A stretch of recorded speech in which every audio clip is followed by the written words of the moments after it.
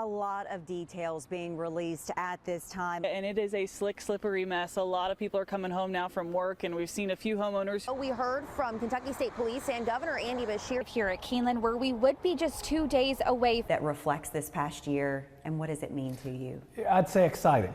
This is going to be our 4th best year ever. This is 511 Vanzant Road, where KSP says the shooting happened. But according to Laurel County dispatch audio we've obtained, London police were attempting to serve a search warrant for this house, 489 Vanzant. One more year. I know it probably feels like it's gone by fast, but what has this year felt like? Honestly, it's also gone by super fast. Debbie Beasley's forever home, we gutted it when we bought it. is currently crumbling. I plan to live here for the rest of my life. Right now, she can't even stay the night. Back in January, in the frigid temperatures, 2 of Beasley's pipes burst. I'm a CNA, so I do private care for Alzheimer and dementia patients. I went to work, was on a 24-hour shift. When I came home, I kept hearing a noise. And when I come back to the back of the house, there was just water coming through this, like the bathrooms here. She got a plumber to fix the pipes. All the water collected here, down in the crawl space. But what insurance won't cover, and it pushed the block out, is the much more costly problem. Where there was so much water under there, it's taken out the dirt on the other side. So eventually that other side's going to fall. So we're talking $100,000 just for this side, and nobody wants the liability to go in there and fix it because you have to raise the house. Have you heard of this happening to other homeowners? This happens all the time. And insurance is not covering this for you? No. Are you expected to pay this with cash?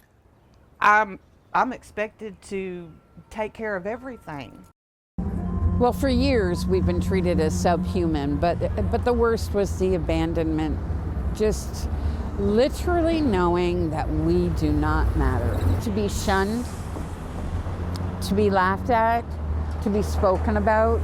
But after her post gained traction online, she's starting to feel supported. I sat there and cried a cleansing cry that I haven't felt in years. When we showed up to meet with Kelly, you could say there were already some changes being made. Approved personnel are permitted to enter. Media representatives must obtain prior written consent from management before accessing any part of this property. Not good. Not good. Not good for transparency. Not good for letting the public know what's going on behind these doors, and it's not acceptable. Underneath the painted brick, historic homes lining the streets of Lexington's oldest subdivision are some of the oldest water lines in the city. Kentucky American Water's Susan Loncho calls these water mains aging and problematic. For months, crews have been repairing and replacing them in the North Side District. And now, the federal government is giving crews a deadline. They've got 10 years to get the lead out. Not just along Jefferson Street, but their entire service area. They've been seeing us do a lot of construction, a lot of replacement of older water mains throughout the community, and those take months to conduct. We have about 137,000 service lines in total. About half of those we've already determined half of those, the service line material. The other half is what we're working on, and the majority of those that are unknowns currently are because of that customer-owned side of the line that's not known. This is the case for dozens of homes in older parts of Lexington. We renovated everything, so everything inside's good. Charlie Ashley knows the portion he's responsible for is safe. We walked his block to help his neighbors check. A few doors down, Carl Hardaway saw his pipes. They're lead. Because of the recent ruling from the EPA, Kentucky American must replace their portion of Hardaway's pipes within 10 years. Now, I'd like it to be held tomorrow. I have a great grandson that's staying here right now, and I would like to know. Just like an old man. You got it.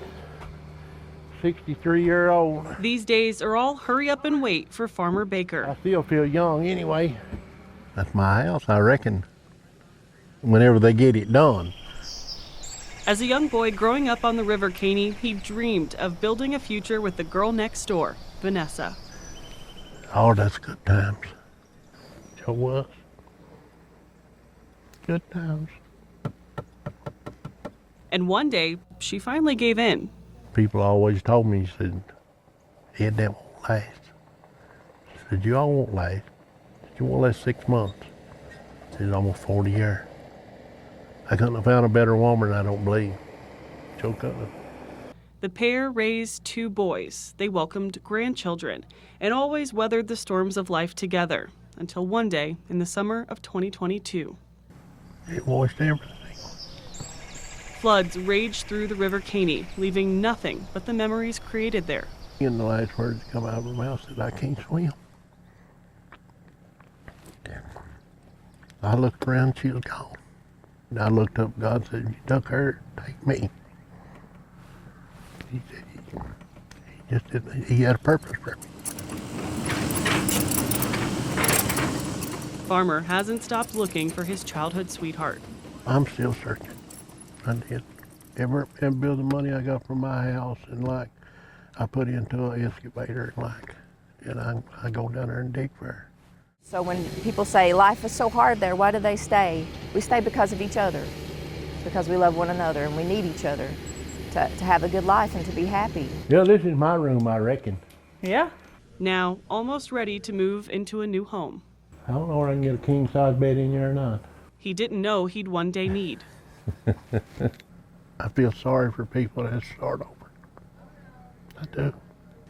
Because I know how it feels. There may never be another Vanessa. You might fill her space, but you can't take her place.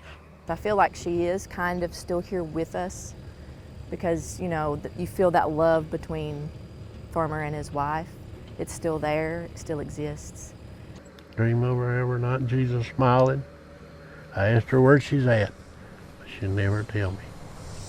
But one day, they will find each other once again. I'm gonna be satisfied up here. And I know she's with me all the time too. I know she'll be with me.